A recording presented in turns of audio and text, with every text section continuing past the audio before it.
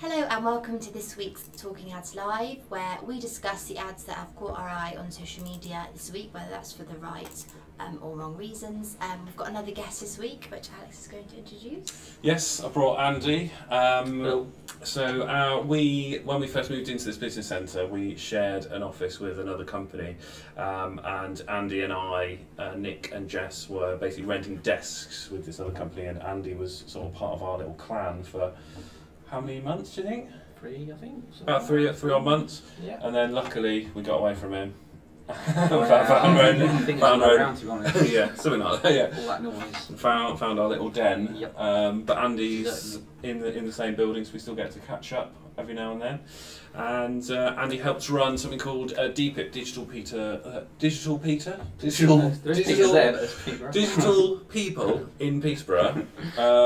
Yeah, Andy, can you tell us a bit about DPIP and what it is? Basically, it started out from 2 guys that started it up thinking they were freelancers living at home, working at home together, not having interactions with each other, and then he started going down to the pub, chatting about their workload, how they get work, etc, etc. And then over time it's grown into we're now up to Which Coffee, so everyone can turn up, get about 60 turn up every month. Yeah. Freelancers, developers, copywriters, anything in digital related, whether they're self-employed or companies come along. It's kind of informal networking. Yeah. If you get work from it, bonus, but it's more getting to know each other, sharing the knowledge about you working on your own, because it's a lonely old game. Yeah, no, definitely. And there's a lot of people out there that work from their bedrooms who do not interact with enough people. I did it for ages, and I wish I knew about something like that. I was literally had cabin fever, just in home all day. Cool, awesome. So we'll put links to the DPIP website in the episode. I think we're going to start with one of your ads, Andy, aren't we? Me first, yeah. Well, my ads were quite limited. This it says about my Instagram feed. I totally avoided Facebook because I looked at a price of a mattress once, and now it's full of mattress adverts. It's full of them posh mattress adverts. This one came along. I have no idea why it came along, but it's in a PPI company, and all it is just a video. And that guy there, I didn't screen grab it because it's cringeworthy, if I dare say. Yeah. He's basically been given the brief, and I call this overacting. I would say this is like Spinal Tap, where the volume's gone up to 11 on his acting skills. The way you can define it is he's been told to react to an email he's got in saying he's got his PPI back. Right, okay. And he's doing this really overzealous, arms up in the air, wow motion. There's no sound to it whatsoever. And then it just loops, and that's it. Oh, right, so he's literally just doing, wow, that's it. And I'm thinking, who does react like something like that? Where's the natural link between someone opening their laptop and going, wow, in a really overzealous way to say a thing? And I think it's a way of, it's one of them adverts where I think it's stating the obvious. It's like, we're a PPI company, we can get you money, you're going to be glad to get your money. Yeah. And they're all the same. No, absolutely, yeah. And you also see these kind of, no reflection on the actor, because they're obviously starting out or whatever, they're hired in to do the job, their design brief has been given to them and they're doing it. You see them a lot on the TV as well, these sort of overacted, no, absolutely. cheesy type stuff. I've actually been involved in a TV advert where all these problems happen. It was a money lending thing, and the overaction is one of them went a little bit viral. Like Chris Moyles started tweeting about it. I'm not going to say what it's about. So I'm a little bit embarrassed about it. And I also like the fact they've put a dirty great big sticker clearly over the Apple. Do you think it's a stock video? It may well be. It may now. It kind of sits in that kind of video category of cheesy stock photos, the cliche with any kind of advert. You're happy about getting your PPI, fair enough, but I personally like to see a spin on it. Just something a bit more creative, Just not go for the obvious state that you're glad to get your money back. Yeah. No, definitely. Like, what could you do? Like, something it could be like, what could you do with that £2,000 you get back or whatever? Congrats, you got your money back. Go and have that nose job you wanted. Yeah, or something like that. Yeah, exactly. It's funny. Things that I just think it was. I didn't even click through because I thought, no, that was bad enough to watch. No, absolutely. So do you think you only stopped on it because you're on this show and you're looking out for ads? Do you think otherwise you would have just gone through? I only stopped it just because of the actual fact that he was just a bit overzealous. And I thought, well, this is what I've seen more often than I want to see. Yeah. Like they're all copying the same boat. Yeah. It's that natural reaction of you got your money back, show us how happy you are, but Absolutely. in reality, I don't think anyone would do that behind a Absolutely. laptop screen.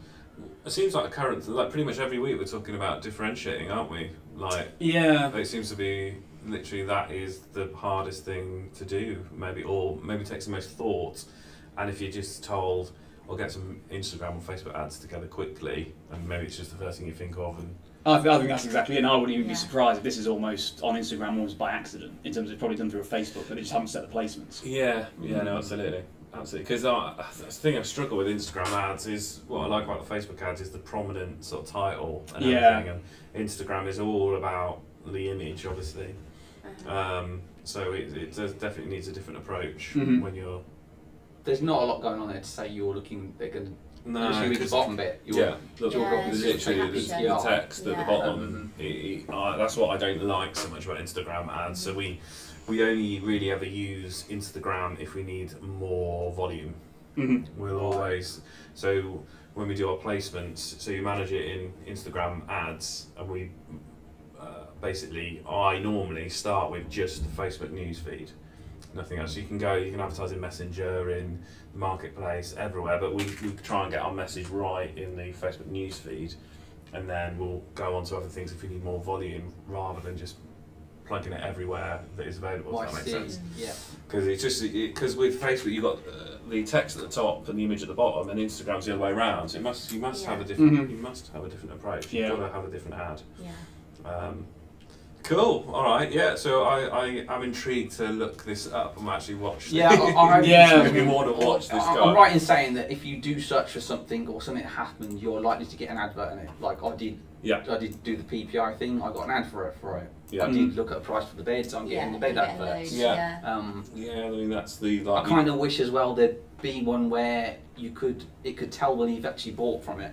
I bought some sunglasses, Yeah. but I'm still yeah. getting sunglasses Yeah. adverts. You also do it on your own Yeah. site, can't you, in terms of Yeah. keep your ads away from people that have already completed that your remarketing list. But yeah, that's the challenge when you are marketing to an audience that is built around that way, so it knows that you've been on the relevant Yeah. sites, but it's not that company. Absolutely. Yeah. So if you bought the glasses from Joe Blogs Limited, and then you got those ads from Joe Blogs Limited again, that's them being rubbish. They can exclude you because they know that you bought. Yeah. Whereas I bought them from it was a good ad. I didn't put it. I couldn't find it again, but Yeah. it was based on purely photographs about Yeah. sunglasses. Oh, cool. And so I got this pair, and then every advert since has been from other. Yeah. Even though I bought them, say Amazon's the same. You buy something from Amazon, next Yeah, minute that's now you've got really your nice. Facebook feed full of No, whether absolutely. you bought it or not. Absolutely. Cool. All right. So where are we going next? We've got Tom's ad as well. Okay. Tom, you might need to start introducing it while I get it ready for you. Yeah, sure. So this is one that came up in my Facebook feed that I found was quite interesting. It's one from Skybet. I'm not really much of a gambler, but I think maybe because of my sort of like demographic and that I'm sort of have football interest, I do see a lot of gambling ads. I found this one really interesting though, in terms of it's not actually a lead generation ad, it's actually more like a corporate social responsibility one. A lot of the betting ads sort of you see tend to be sort of offering better odds or sort of offers or whatever it is, whereas this one's all about responsible gambling. And you know, it's in terms of things as like limiting how much you can deposit, cooling off periods if you're going through if you feel like you may have a gambling addiction. And it's quite interesting because I was interested to see when you actually click through, where does it take you? Is this actually an acquisition thing? And it's not. I mean, it obviously takes you to the site, but it takes you straight through to that relevant policy. And there's nothing trying to get you to gamble, nothing trying to push you into signing up, anything like that. It is purely just like a brand reputation ad, and I actually thought it was actually sort of like quite refreshing actually to see it through. Absolutely. More than the others that are just like always trying to push you to deposit more, get this, take advantage of the offers, bet with them, as most companies would do. They want you to buy from them. Absolutely. Whereas this one, in terms It's of good actually, to see a company taking responsibility. Absolutely, yeah. Yeah. No, definitely. I mentioned when the World Cup was on that the ironic statement was everyone's a gambler and it's getting quite a popular thing now and leading a lot of people into trouble. And every other advert between World Cup games Yes. was Yeah. about gambling, Live gambling, odds gambling. now, Get like- about live, Yeah, get about odds. exactly. Yeah, and it's billboards, everything, all about gambling. Yeah, and there is a bit in the media at the minute about football and its relationship with gambling. In terms of, you know, if a player gets called gambling, then, you know, the punishment is pretty severe, and, you know, they say, you know, gambling's not good and everything else like that. But then all the sponsorship, I think 60% of the top 2 divisions have a gambling sponsor. Right. Either on, I can't remember if that was on their shirt, but Isn't it the Sky Bet Championship? As in the Champions, the below the Yeah, league, it is could be. literally the Sky Bet. yeah, that's maybe I might be wrong. Yeah, no, I think you are right. Yeah, and then so it's quite interesting, sort of like from that perspective in terms of Facebook's relationship with football. But from this, I found it was kind of quite refreshing. Yeah. Even though, as I say, I'm not much of a gambler, and even if I was a gambler and I did have a problem, it's still an interesting sort of target in the sense that would I then choose to bet with Sky Bet because I know it's more responsible? Do you know what I mean? Yeah, Although yeah. if I had a bit of an issue. I don't know if I'm making a lot of assumptions here and whether this is not a great opinion to have, but would someone who would appreciate this kind of thing generally be a higher earner and have more money to gamble in terms of people that are interested? Because a lot of people will be like, oh, this is rubbish, I just want to go down the bookies and whatever. Do you think the demographic of people that are interested in this are potentially people with more money to spend on gambling? Is it like a... I don't know. Because I always remember when I was at university, and, you know, there's a time when you sort of like almost at your most skintish, and lots of people were gambling in terms of trying to get more, even if sort of you gamble sort of within your means, you're still doing it to try and, you know, improve you know, how much money you've got, basically. But I still think there are a lot of people that do sort of have an issue that are younger. In sort of like that stretch to get more from it, if you know what I mean. Excuse me. A lot of people just going through like just their social media personally, people use it as like a game with their friends, and they'll like try and one up each other on who got the most, and they'll like screenshot like how much they won. And I'm, as someone who has completely no idea about gambling or anything like that, I look at it and I think, oh my, and it's like a lot of money, and you think, whoa, like, and they're not much older, you know, they're in early 20s, you know.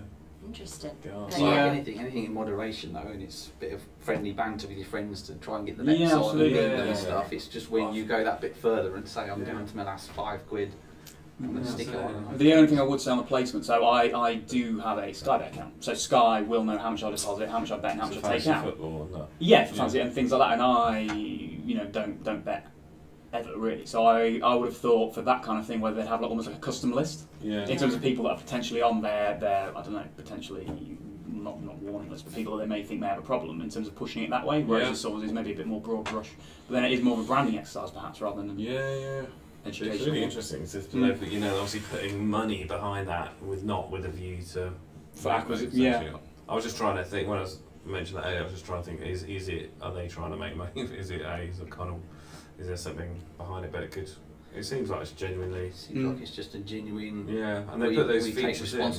What we're offering, we're going to look after you while you're doing it. Yeah, no, that's good. Fair enough. I think it's good when they don't have to do these sort of things. It's not like the government told them to put those sort of deposit limits on and things like that. It's just a shame that people do have a problem, like you were saying, that they can just they've got the Betfred app, they've got all of them. It's a shame that they don't all get together and then there's maybe one, you can only put so much money into one account and spend it across the board or something. I've never gambled on anything. I've never done the Grand National, normally with like friends and stuff. Yeah, it's more social gambling. Casinos and things like that. I'm always like, the house always wins. I don't see how you can get anything out of it. I don't find it that enjoyable. So. Cool. Yeah, so, it's really nice. Andy was going to show us another one of his ads. Yep, my second one had me confused. This one is, you're kind of led to believe that the video that's playing is the advert, but upon reading further down the bottom there, you kind of realise that it's just a showcase of this guy's videography that he's doing for these things. And then the words below it is just, to me, like a massive ego trip of arrogance. Why does my clients pay me thousands per video? Yeah, $1,000 to $6,000 per month to distribute videos. and it's when they use the term like it's something secret that he knows, no one that they know that no one else. That like, he's got the secret weapon of emerging video production.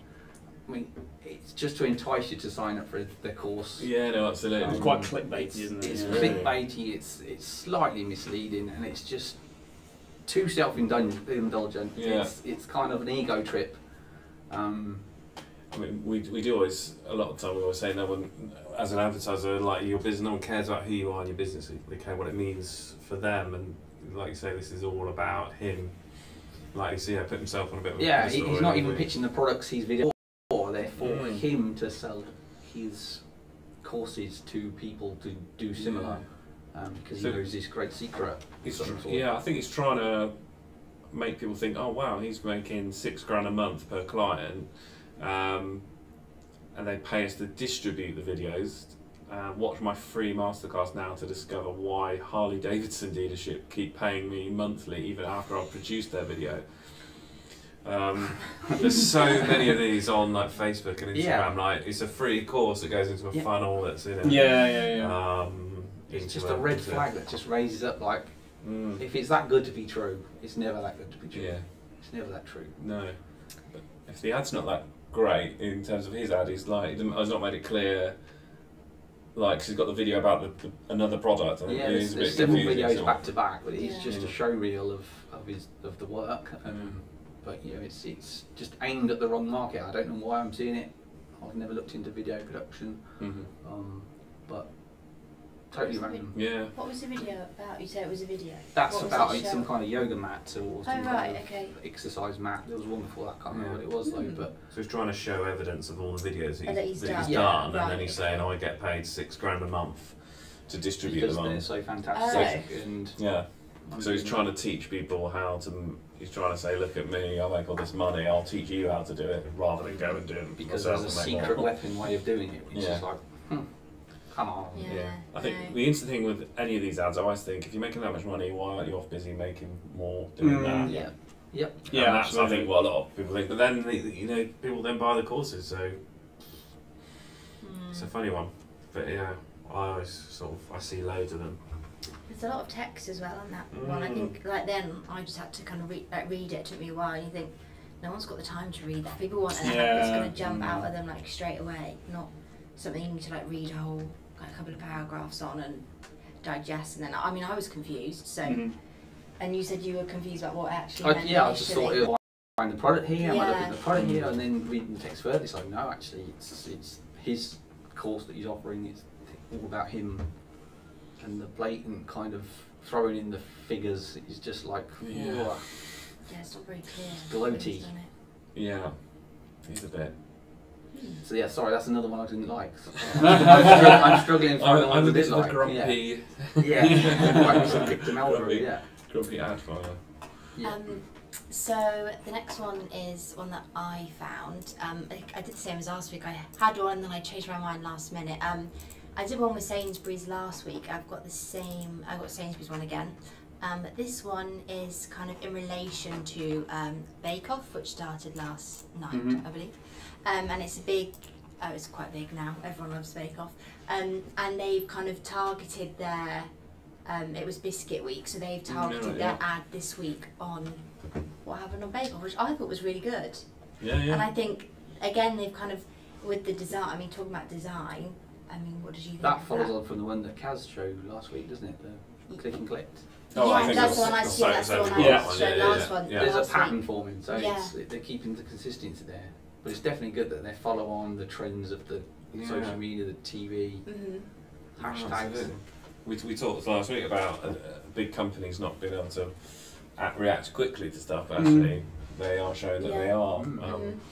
And then, or whether they sort of planned it in advance or, you know, it's interesting though. Yeah, that's good. Same with digital advertising, isn't it? It's instantaneous. You could have it done by tomorrow if you knew what the trends were, as opposed to the old-fashioned print ray of wait a week, get it approved, printed, distributed.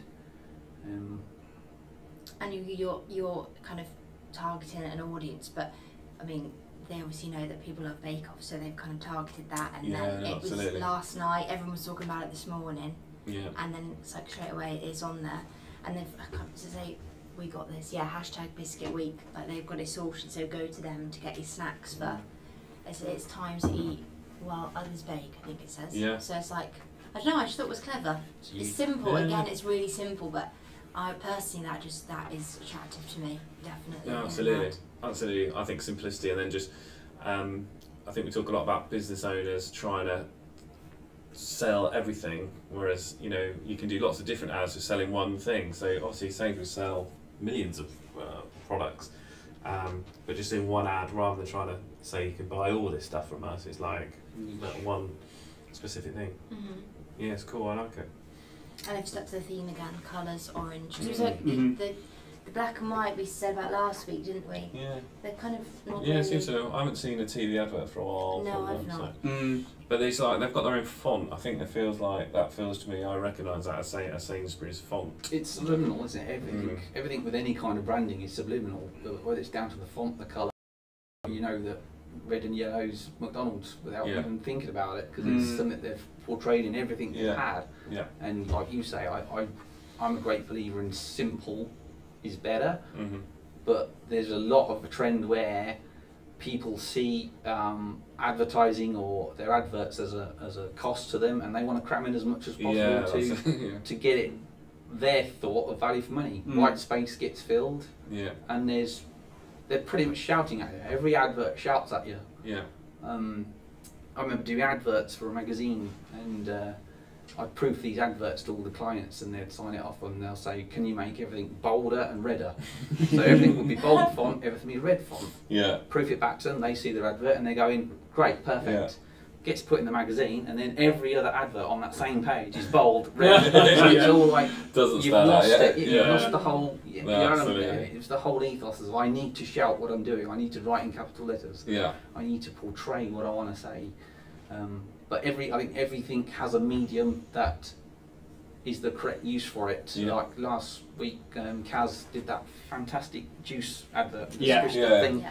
In the billboard or the bus stop, whatever it was. That is simply genius, simple and effective, but it won't work digitally. Exactly. You couldn't get the same reaction to it, because even if you animated the squeeze of the orange juice, you're not walking down the street thinking, "Oh, that billboard's been ripped up or it's been squashed up." You're not seeing the things around it or what it's set in. Absolutely. We were saying something earlier in the week, weren't we, in terms of, digitally you are tied in almost like the space you've got. No, the other one Kaz said was like the snake going around the bus, which again was good, and we were sort of saying about how can you make use of things like the carousel ads and sort of like collections ads, even to sort of give you that more space or more room in terms of like to sort of, so you almost use it so in terms of swiping right, or swiping left, and you follow things through, and it gives you more license to be a bit clever with, as you say, like with your sort of surroundings. Yeah, no, absolutely. I haven't brought it with me, but I saw my favourite carousel ad. It literally told a story through the whole thing, and that's cool. This does remind me of the TV adverts, though, the way the font is angles and everything. Because they were, and it feels like fun, and that. So I still, even though it's not black and white, it still reminds me of those TV adverts. Yeah. I think food is easy to make it look good. Sort of eating the M&S adverts on TV. You see those, and they're really good, and it's just simply like it'll be a knife going through an orange, but I'll just like it will like chop it, and it will like close and it just works. I don't know. I think food and drink is really easy to work with when you're using ads, because you can be really creative with it. Definitely. Andy, is another one. Me, and this is actually one I did like. This is one that I was kind of, again, I think he's trying to tell me something. My poor attempt at beard growing at the minute, it looks like I've just rubbed my chin in PVA glue and stuck around the dog's bed. There's some nice little white bits. I know, I'm showing a little bit jealous of elegance grey there, but Harry's shavers.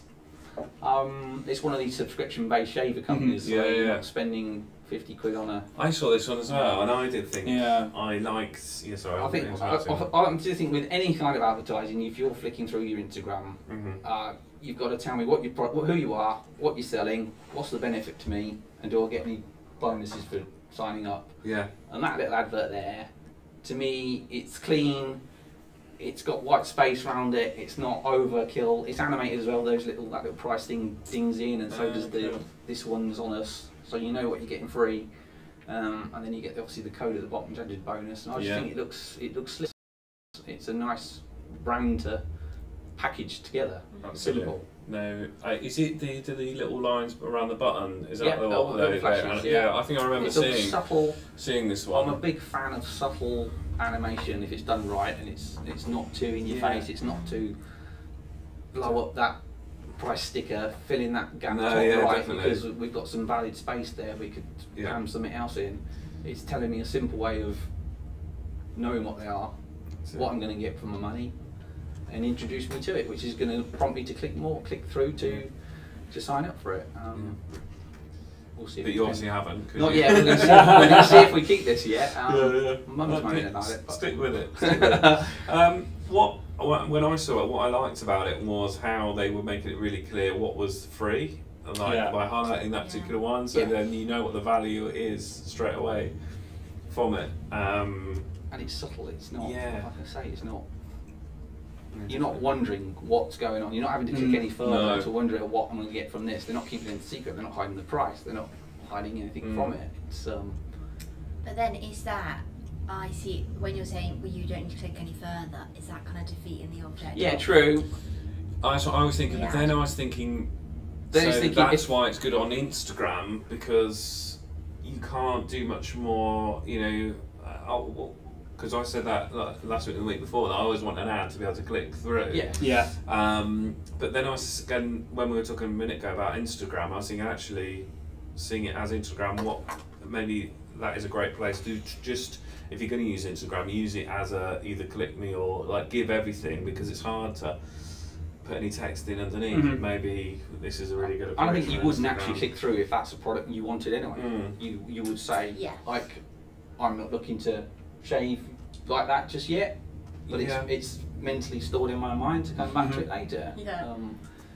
The benefit you get though, if you get the click through, is you can get in the remarketing list. So it might be if you sort of get the right sort of people and they're kind of a bit interested but not ready, you can get them in a remarketing list to market to them later. So that's why getting the click, even though you didn't get the purchase, is quite valuable. It's kind of bookmarking it for later. This is like literally click and buy, and they might be missing out on people. Like if you've not clicked through on it yet, you're considering it.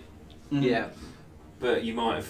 I suppose the brand is prominent, but if you forget who the brand is, you think, oh, who is that? And then you just Google shaving subscriptions, and then Dollar Shave Club comes up. Harry's have spent money for you to go and buy Dollar Shave Club. So there's a load of different ways to think about it, but I'm thinking for Instagram, it's a good, because it's hard to show just a little bit. You've only got the image and enough to make someone click through, maybe. But yeah, I'm seeing a lot of ads that look like images but are actually video with just little bits of like animation, like with the button. Seeing quite a lot of that being used at the moment. Pretty cool. So Alex, your turn. I do, yeah. So I've got a video, and I don't think the audio is going to play, but if I remember rightly, we don't need the audio for it, because when I originally saw it, I didn't hear it, and I still liked it. So we're in the way a little bit. So.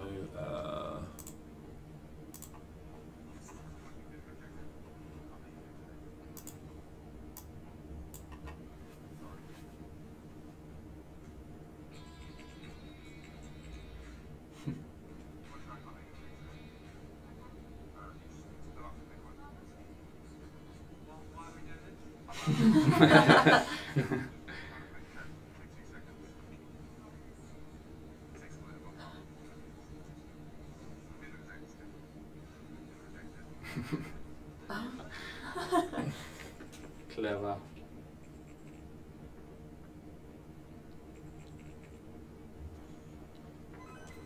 So Yeah, I like that. Yeah, really good.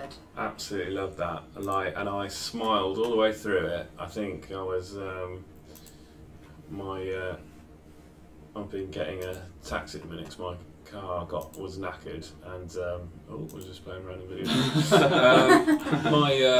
My car's been knackered, so I've been getting a taxi. So I've been scrolling through, and I remember sitting on, I think it was Instagram or Facebook, and then just like literally smiling through the whole thing. So I just thought, it's so it makes that concept of all those jump through the hoops seem ridiculous, even more ridiculous than they are because of the setting, I think. Yeah. And literally having to jump through hoops, it's just such a great. And humour is always a big winner. Yeah, absolutely. Humour is a good selling. I think it's a really engaging ad. I think the majority of people will watch through the whole of that ad, whether you do business loans or not. I think people will find that funny and be able to relate to it. And then there's such a clear point, and there's one point they're trying to make, and it's literally, we won't make you jump through a load of hoops. So it was simplicity, and it was funny, engaging, and it was just sort of and different. Yeah. And then exactly. So from the normal. Yeah, I don't think you could do anything different from what they've. I couldn't suggest any sort of improvement there. That's one of my favourite ads I think that I've seen. Yeah. And I like the idea as well. You get the idea from the people that are coming up to them guys who don't know what's going on. Yeah. Exactly. So it's literally not staged or anything. It felt. I think if it was any kind of hint that they were actors and they were falsely going really with the bad acting, no, you kind of would have been put off and thought, I'm not really trusting these guys to get a loan from. So. No, definitely. But yeah, I'm a big fan of humour. I always go back to my next one's one of the adverts I always like. But my granddad used to smoke Hamlet cigars. Smoking's bad for you anyway, by the way. But they had a whole chain of funny adverts. You can Google them on YouTube, and there's this particular one called Photo Booth, and it's Brad Senior's bit. Oh right, And he's got this comb over quiff, and he's sitting in this photo booth, and all he wants to do is take a photo. But every time he tries to take a nice photo, his hair flops forward, or the camera doesn't go off. He's looking forward, and then the flash goes up at the wrong moment.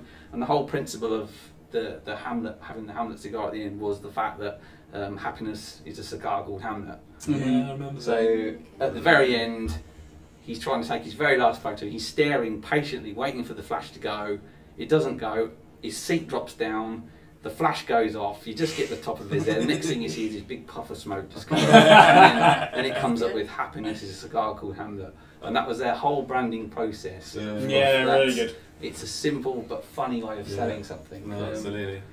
Which I don't think many people do these days. The comedy aspect. I think it's hard, isn't it?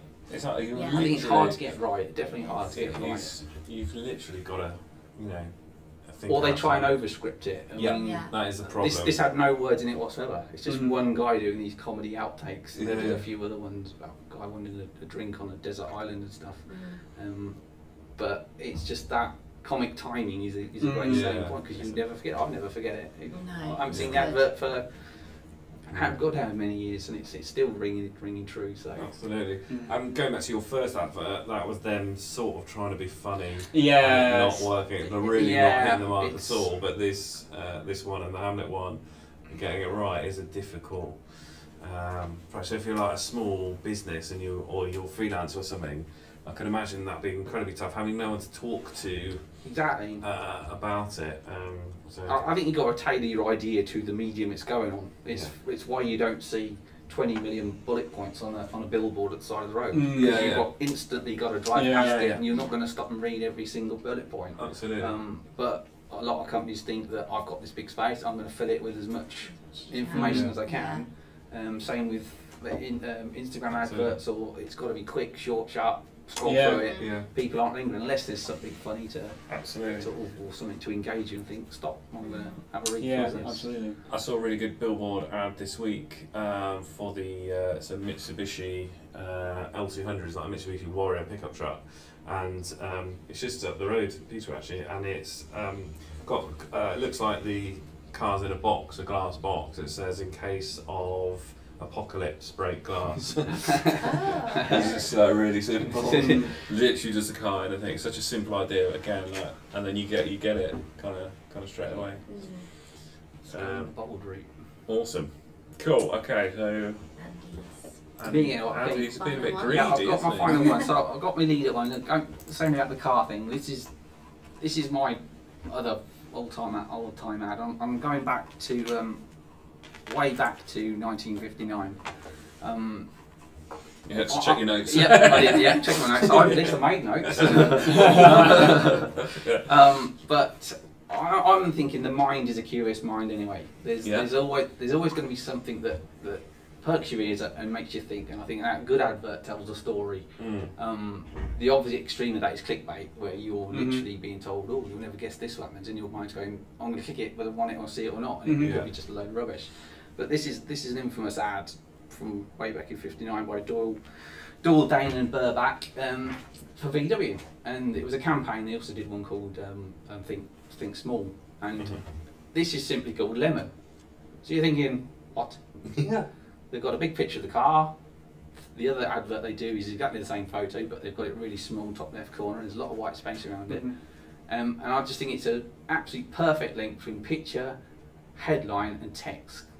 Because you're always going to be thinking, why lemon?